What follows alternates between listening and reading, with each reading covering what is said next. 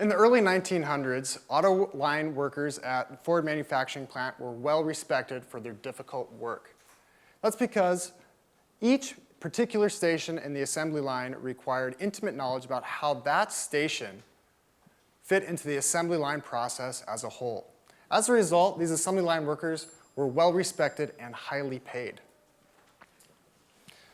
Now, much like the auto industry of old, today software jobs are important.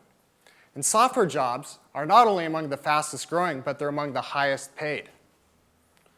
Cities attempt to lure software companies to their localities to create good quality local jobs and benefit the economy. The question is, one, are these good quality local jobs? And two, do they actually benefit the economy? Well, my research suggests that the quality of these jobs are eroding, creating inequality that harm the economy. My interviews with software workers in Seattle, Portland, and Austin have revealed the ways in which software tasks are being divided and narrowing and routinizing the software work. Literally, code is being passed between cubicles, much like a car on the assembly line. I've mapped how software jobs have splintered over time.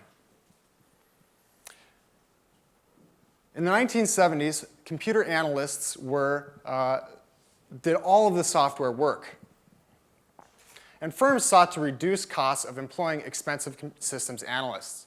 So they created a hierarchy dividing tasks of a few well-paid, highly skilled software workers and a large group of low-paid, menial, low-skilled software jobs. So not all software jobs are equal, and not everyone has equal access to software jobs. The top jobs in this hierarchy require a computer science degree. But we know widespread cultural exclusion and discrimination result in primarily men getting computer science degrees. So other marginalized groups along intersections of race, ethnicity, class, gender, and sexual orientation resort to coding schools. Yet coding schools can only train workers for the low end of this hierarchy. So policies that simply attract software jobs are not enough and create inequalities and harm our economy.